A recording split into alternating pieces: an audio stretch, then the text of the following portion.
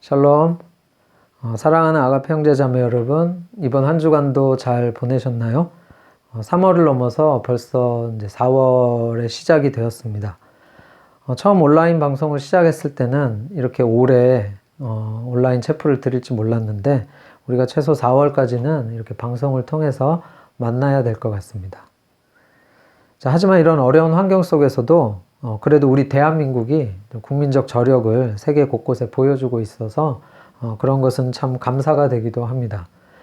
정확도가 높은 이 코로나 진단 키트가 세계 곳곳에서 이용되고 있고요. 또 기재가 돋보이는 그 드라이브 스루 검사 방법을 통해서 검사 시간을 확연히 줄이고 또 감염의 위험도 줄이는 그 방법이 높이 평가되어서 세계에서 또 많이 모방하고 있습니다. 또한 이런 상황 속에서도 사재기 현상이 없이 또 국가의 지휘 아래 한마음으로 잘 대처하고 있는 시민의식 등도 화제가 되고 있습니다. 또 이번 주에 또 제 마음을 흐뭇하게 했던 것이 있었는데요. 그것은 어려운 자영업자들을 위해서 국민들이 자발적으로 이 선결제를 통해서 돕는 그런 착한 소비자 운동이 퍼지고 있다는 소식이었습니다. 이 자주 가는 음식점이나 또 미용실 등에 다음에 이용하겠다는 의미로 미리 결제를 함으로써 이 경제적 어려움에 처하고 있는 상인들을 돕는 그런 아름다운 사람들의 마음에 제가 뉴스를 듣는 순간 제 입가에 웃음이 환하게 이렇게 번졌었습니다. 우리가 대구 경북 지역과 의료인들 또 소외계층을 향한 돕는 일도 또 열심히 했었고요. 이렇게 나 자신만을 생각하지 않고 또 주변의 어려운 이웃과 함께 나누며 살아갈 수 있는 이 넉넉한 마음을 가진 사람들이 우리 주위에 이렇게 많다는 것을 참 감사가 되었습니다. 코로나 사태를 통해서 이제 제가 마음에 품고 있는 기도 제목이 하나 있다면, 이번 사태를 이렇게 아름다운 또 효과적인 일들을 통해서 이겨나가는 이 대한민국의 모습이 널리 알려져서 우리나라의 위상이 세계 가운데 더욱 높아지게 되는 것입니다. 한류를 통해서 많은 나라들이 한국을 사랑하게 된 것처럼 이번 일을 통해서 한국에 대한 관심과 호감이 더욱 높아져서 어디를 가든 환영받을 수 있는 이 한국 사람의 메리트를 가지고 이 마지막 때에 더욱 활발하게 또 선교하는 그런 민족, 또 복음을 가지고 세계 곳곳을 누비는 그런 제2의 영적인 이스라엘처럼 사용되기를 간절히 바랍니다. 또 하지만 이런 아름다운 훈훈한 사건과 함께 우리를 경악하게 만든 그런 사건도 동시에 벌어졌습니다. 박사방으로 알려진 이 텔레그램의 성착취물 등을 찍어서 유포한 그 조주빈 씨의 검거 사건이었습니다. 범죄의 대담성과 치밀함, 그리고 또 비트코인 등을 이용해서 자금을 기묘하게 세탁한 수법이라든가, 또 잡혀가면서 지울 수 없는 상처를 입은 그 사람들에게 사죄 한마디 없이 다른 것들을 담담하게 이렇게 자신의 심경을 밝히는 모습에 너무 놀랐습니다. 그리고 그런 일을 꾸민 사람이 24살밖에 되지 않는 것에 또한 믿기지가 않았습니다. 자, 우리는 이렇게 이 선함과 악함이 공존하고 있는 세상 속에서 살고 있습니다.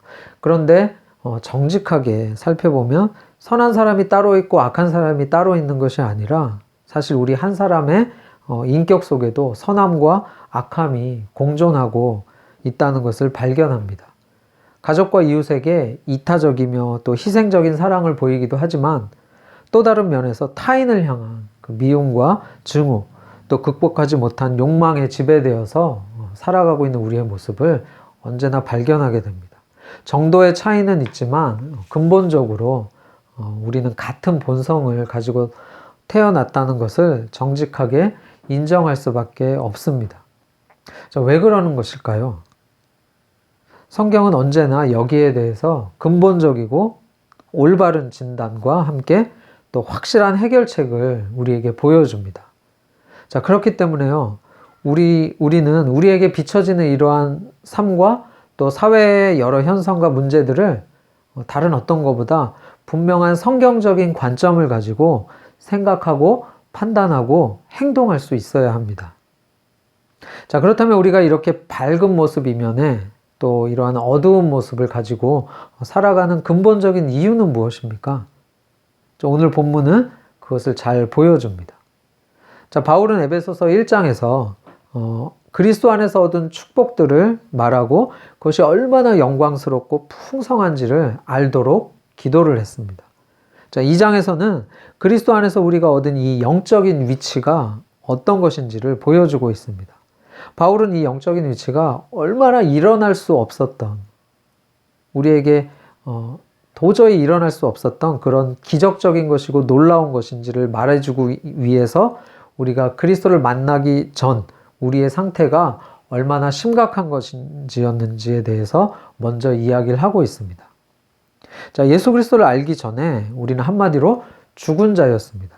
자, 2장 1절을 보시면 그는 허물과 죄로 죽었던 너희를 살리셨도다 라고 말씀하고 있습니다. 자, 성경에서 말하는 죽음이란 관계의 단절, 또 분리를 말합니다. 또 육체의 죽음은 영혼과 몸이 분리되는 것입니다. 자, 그런데 이런 육체의 죽음을 갖게 된 이유는 그 전에 생명의 근원이 되시는 하나님과의 관계가 단절이 되어서 영적으로 먼저 죽었기 때문입니다. 자, 그런데 1절은 우리에게 허물과 죄로 죽었다라고 말하고 있습니다. 이 영적인 죽음이 허물과 죄라는 두 가지 때문에 왔다는 것인데요. 이 허물이라는 말은 밟지 말아야 할 땅을 밟거나 들어가지 말아야 할 땅을 들어가는 것을 말합니다. 다시 말해서 이것은 하지 말아야 될 것을 하는 것을 말합니다. 반면에 죄란 이 화살로 명중시켜야 될 관역이 있는데 그것을 맞추지 못하고 비껴나간 것을 말합니다. 다시 말해서 이것은 해야 할 것을 하지 못한 것을 말합니다. 자, 하나님이 하라고 말씀하신 것을 하지 못한 것, 또 하지 말라고 하신 것을 하는 것, 이것이 바로 죄의 본질이고 우리의 삶의 본질이라는 것입니다. 이렇게 하나님의 법을 불순종함으로 하나님과의 관계가 분리되고 말았고, 그래서 우리는 영적으로 죽어 있었습니다. 자, 바울은 계속해서 영적으로 죽은 사람들은 세 가지의 지배를 받으며 살아간다고 말합니다. 2절, 3절 말씀을 보시면 그때 너희는 그 가운데서 행하여 이 세상의 풍조를 따르고 공중의 권세 잡은 자를 따랐으니 곧 지금 불순종의 아들 가운데서 역사하는 영이라. 전에는 우리도 다 그 가운데서 우리의 육체의 욕심을 따라 지내며 육체와 마음에 원하는 것을 하여 라고 말씀합니다. 자, 이 세 가지는 우리를 둘러싸고 있는 영적인 적이라고 말할 수 있는데 바로 세상과 육체와 마귀입니다. 자, 먼저 우리는 세상 풍조를 따르며 살았습니다. 자, 세상 풍조란 세상에 영적인 것이 어딨어? 그냥 보이는 이 세계가 전부야 라고 하면서 하나님을 거부하는 그런 세속적인 사상을 비롯해서 물질 만능주의, 또 외모 지상주의, 쾌락의 문화, 또 차별과 태음의 문화와 같은 하나님과 관계없는 그런 모든 사회적 가치 체계를 말합니다. 자, 이런 세상의 영향력들이 때로는 노골적으로, 때로는 교묘하게 파고들어서 우리 인간은 거부할 능력이 없이 이것들을 정도의 차이는 있겠지만 수용하면서 모두가 따라가게 됩니다. 자, 두 번째 우리는 우리 육체의 욕심입니다. 여기서 육체는 우리 안에 있는 부패한 본성, 그 잘못된 경향성을 말합니다. 하나님은요, 우리에게 식욕, 또 성욕과 같은 육체적 욕구를 비롯해서 또 존중받고 인정받고자 하는 욕구들을 주셨어요. 자, 이런 욕구 자체는 죄도 아닐 뿐더러 거룩하고 존귀하기까지 한 것들입니다. 자, 그러나 이런 욕구가 지나쳐서 이 자기 중심적인 욕심이 되고 또 욕망이 될 때 하나님의 뜻을 거스리게 됩니다. 자, 우리는 늘 이러한 욕심에 지배를 받으며 이제 살아가고 있습니다. 자, 세 번째는 공중의 권세 잡은 자로 묘사하고 있는 마귀를 말합니다.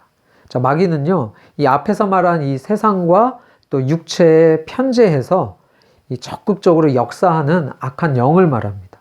이 세상적인 풍조를 만들어내는 근원적인 세력이고 또 아담과 하와를 교묘한 속임수로 꼬신 것처럼 우리를 속여서 죄를 짓고 하나님께 불순종하도록 유도하는 그런 세력입니다.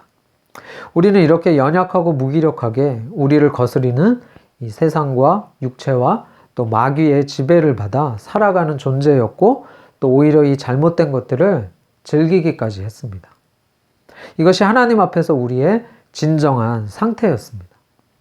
이런 우리를 향하여 내리시는 거룩하신 하나님의 선언은 무엇입니까? 본질상 진노의 자녀라는 것입니다.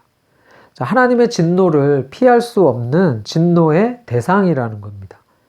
인간의 마음 전체, 우리의 생각하는 지성, 또 느끼는 감정, 또 행동하는 의지 전체가 다 타락해서 하나님을 기쁘시게 할 만한 상태가 되지 못하고 오히려 심판 아래 놓이게 된 것입니다. 이것이 그리스도를 알기 전 인간의 정직한 모습이라는 것입니다.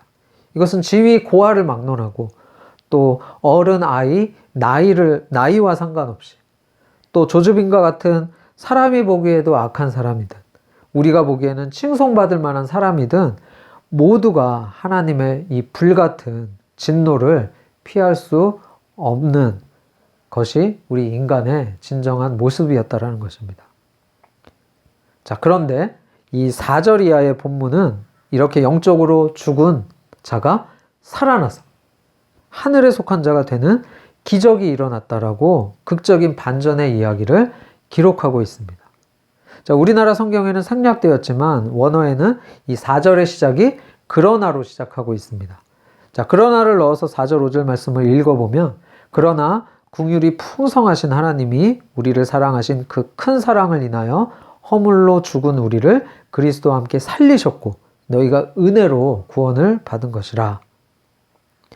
자, 영적으로 죽었으며 또 세상, 육체, 마귀의 이 세 가지 세력의 지배 아래 있었고 그 하나님의 진노를 피할 수가 없었는데 어떻게 됐나요? 그러나 긍휼에 풍성하신 그 하나님의 사랑은, 우리를 사랑하신 그 큰 사랑으로 인해서 허물로 죽은 우리를 그리스도와 함께 살리셨다라는 것입니다. 아멘. 이것이 바로 복음입니다. 자, 말씀을 보시면 이 복음의 시작은 무엇입니까? 바로 하나님의 긍휼입니다. 이 긍휼이라는 말은 어떤 사람이 마땅히 저주를 받아야 되는데 이 사람에 대해서 불쌍하고 또 측은한 마음이 생겨서 이 저주하지 않는 것입니다.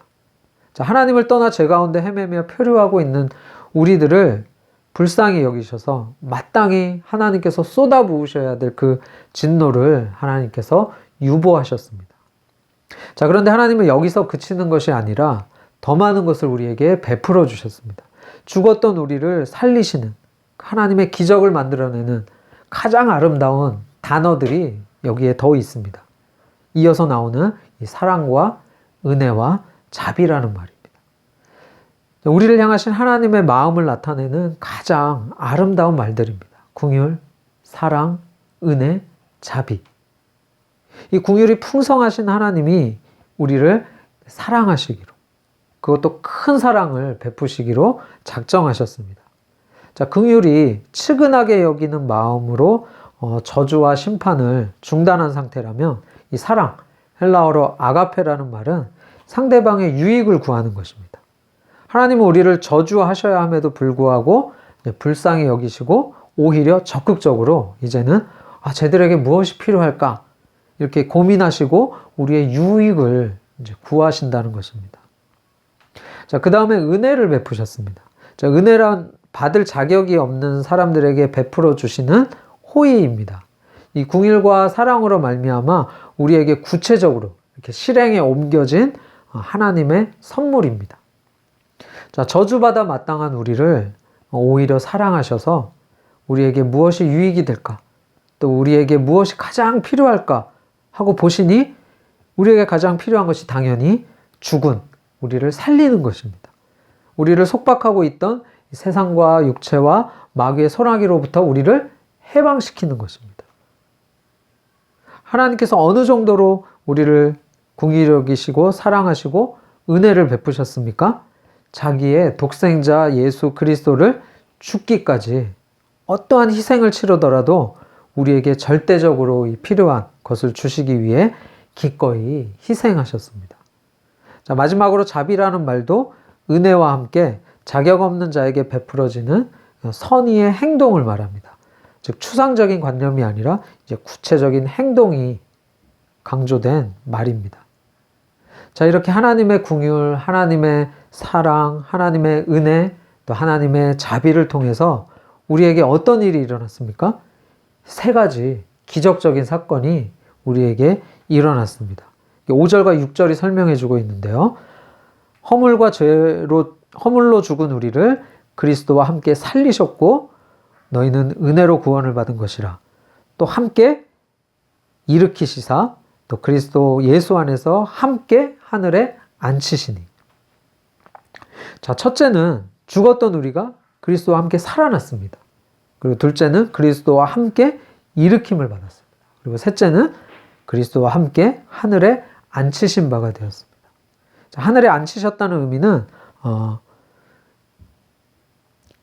그리스도 계신 하나님의 우편을 말하고 또 이것은 세상을 다스리시는 통치와 권세를 말합니다. 자, 바울의 이 선언은요, 다시 말하면 2000년 전에 그리스도에게서 일어난 부활과 승천이 우리에게도 똑같이 일어났다라는 놀라운 말인 겁니다. 자, 성경이 우리에게 알려주는 사실은요, 우리가 그리스도를 경배한다거나 또 교회의 교리를 인정하고 어떤 도덕적인 기준을 충분히 지키며 살아가는 그런 정도를 말하는 것이 아닙니다. 우리가 그리스도와 실제적으로 연합해서 그분의 죽으심이 나의 죽으심이 되고 또 그분의 부활하심이 나의 부활하심이 되어서 그분과 함께 하나님 우편에서 세상을 다스리는 권세를 가지고 살게 되었다는 것입니다. 자, 이것이 우리가 그리스도를 통해서 그분 안에서 얻게 된 이 새로운 생명, 새로운 영적인 위치입니다. 자, 그래서 바울은 빌립보서 3장 20절에서 우리의 시민권은 하늘에 있다라고 말합니다.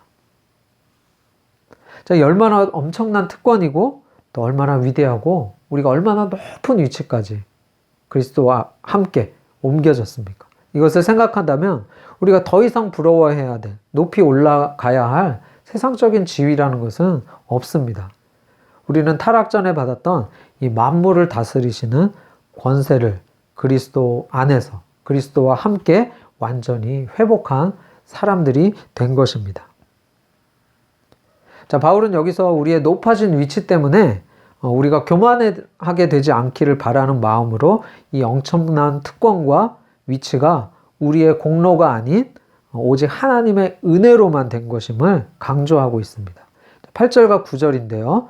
너희는 그 은혜를 인하여 믿음으로 말미암아 구원을 받았으니 이것은 너희에게서 난 것이 아니요 하나님의 선물이라. 행위에서 난 것이 아니니 이는 누구든지 자랑하지 못하게 함이라 라고 말씀하고 있습니다.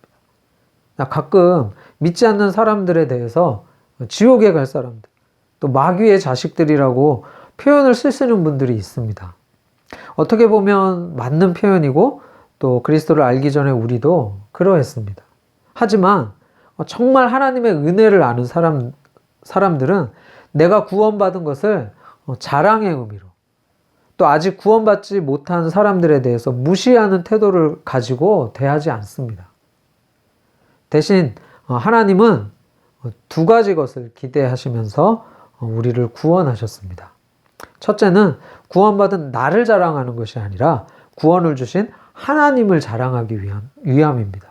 그 구원의 은혜가 얼마나 풍성한지를 이 세상 사람들에게 널리 알려주기 위해서입니다. 자, 7절은 이렇게 말합니다. 이는 그리스도 예수 안에서 우리에게 자비하심으로써 그 은혜의 지극히 풍성함을 오는 여러 세대에 나타내려 함이라. 하나님은 죽은 우리를 살리셔서 그분의 은혜의 풍성함을 여러 세대에 나타내기를 원하십니다. 즉 우리가 그 은혜의 산 증인으로 살기를 바라신다는 것이죠. 여러분, 우리가 죽었다 살아났습니다. 그리고 생명이 없는 영혼이 하나님께 반응하여 일어났습니다. 예수 그리스도와 함께 이 세상을 다스리는 엄청난 권세를 받았습니다. 이 일이 우리에게 일어났다면 그것도 우리가 엄청난 노력을 해서 가까스로 얻은 것이 아니라 전적인 하나님의 은혜로 아무 조건 없이 일어났다면 우리가 사람을 살리는 이 복음의 증인으로 하나님의 은혜가 얼마나 풍성한지 알리며 살아가는 것이 마땅하지 않겠습니까? 이 일을 위해서 하나님이 우리를 구원하신 것입니다. 은혜가 또 다른 은혜를 낳고 또 그 은혜가 또 다른 은혜를 낳도록, 그래서 은혜를 받은 사람으로서 우리가 은혜의 통로가 되기를 원하시는 것입니다. 자, 우리를 은혜로 구원하신 또 한 가지 이유는요, 10절에서 밝히고 있습니다. 우리는 그가 만드신 바라 그리스도 예수 안에서 선한 일을 위하여 지으심을 받은 자니 이 일은 하나님이 전에 예비하사 우리로 그 가운데서 행하게 하려 하심이라. 자, 여기서 그가 만드신 바라라는 말은 하나님의 걸작품, 마스터피스라는 말입니다. 자, 그 전에 우리는 그저 흙이라는 재료를 통해서 하나님의 생기를 불어넣어서 영적인 존재로 살게 된 존재였습니다. 그러나 이제는 우리의 재료가 또 무엇이 첨가됐습니까? 그리스도와 연합된 모습으로, 그리스도께서 우리 안에 사시는 그런 새로운 존재로 우리가 태어나게 된 것입니다. 이렇게 우리를 그분의 걸작품으로 이렇게 다시 태어나게 하신 이유는 무엇입니까? 선한 일을 위하여 하신 것입니다. 자, 그리고 이것은 하나님이 이전에 예비하셔서 우리를 통해 하시려는 것이라고 부연 설명을 해주고 있습니다. 자, 하나님은 인간을 창조하시면서 우리를 통해 선한 영향력을 세상에 끼치며 이렇게 살아가기를 기대하셨습니다. 그러나 이 일은 인간의 타락으로 말미암아 처참히 무너지고 말았습니다. 자, 하나님께서는 이 어그러진 세대 가운데 다시금 자신의 백성들을 세우셔서 원래 계획하신 그 선한 일들을 이 땅 가운데 실현하면서 사는 것을 기대하시면서 우리를 구원하신 것입니다. 자, 이렇게 복음은 좁게 하나님과의 관계만을 바라보는 것이 아니라 회복된 하나님과의 관계를 가지고 증인된 삶으로 또 선한 일을 통해서 이 세상에 복음의 영향력을 끼치며 살아가는 우리의 삶의 모든 영역을 아우르는 완전한 것입니다. 자, 이렇게 증인된 삶, 또 선한 일을 통해서 이 세상에 복음의 영향력을 끼치는 관점에서 보면 이 코로나 사태 가운데 최근 몇몇 교회들의 모습을 보면 정말 안타까움을 금할 수가 없습니다. 나라의 간곡한 부탁에도 불구하고 이 집회를 강행하고 있는 교회 때문에 이 주변 주민들이 교회 주위를 소독하고 있더라고요. 그리고 제발 자제해달라는 이 피켓을 들고 교인들과 실랑이 하고 있는 장면이 그대로 뉴스를 통해서 보도가 되었습니다. 이 장면을 보면서 과연 세상 사람들은 교회에 대해서 어떻게 생각하고 있을까? 과연 그들은 교회를 또 교인들을 어떤 사람이라고 생각할까? 깊은 한숨이 나왔습니다. 선한 일을 위해 지음 받았음에도 불구하고 교회가 세상의 소망이 되기보다 또 세상의 걱정거리가 되지 않는가라는 생각을 하게 됩니다. 예배를 강행하는 교회 중에 나라가 종교와 신앙의 자유를 침해하고 탄압하고 있다고 말하는 분들이 있는데 지금 사회의 근간이 되고 있는 학교마저 문을 닫고 이제 겨우 온라인으로 학사 일정을 소화하고 있는 이런 비상상국입니다. 그 일에 함께 동참해달라는 부탁이고 또 교회 모임을 통한 집단 감염 사례도 엄연히 있었기 때문에 정상화될 때까지 모임을 자중하여 다른 사람들에게 피해를 주지 말아달라는 것입니다. 이것이 어떻게 탄압과 억압이겠습니까? 예수님께서도 마태복음에서 너희는 세상의 소금이고 빛이라라고 말씀하시면서 이같이 너희 빛이 사람 앞에 비치게 하여 그들로 너희 착한 행실을 보고 하늘에 계신 너희 아버지께 영광을 돌리게 하라라고 말씀하셨습니다. 세상이 어떻게 하나님께 영광을 돌리게 됩니까? 우리 믿는 사람들이 착한 행실, 우리의 빛이 그들에게 비춰지게 될 때라고 말씀하고 있습니다. 교회가 세상에 보여줄 착한 행실이 있어야 된다라는 것입니다. 코로나 사태를 통해 제가 한국의 위상이 높아지기를 위해 기도하고 있다고 말씀드렸는데, 교회를 향해 하고 있는 더욱 간절한 기도가 있습니다. 그것은 이 기회를 통해서 교회가 예수님과 또 바울이 말씀하신 이 땅의 사회적 책임에 대해서 심각하게 고민하고 각성하여서 세상을 밝히는 빛의 역할을 하게 되는 계기가 되게 해달라는 것입니다. 지금까지 우리는 위로 올라가는 이 하나님께 드려지는 예배에만 집중해서 교회에 모이는 경향이 있었습니다. 우리끼리만, 그저 우리만 좋은 그런 시간을 대부분 가졌습니다.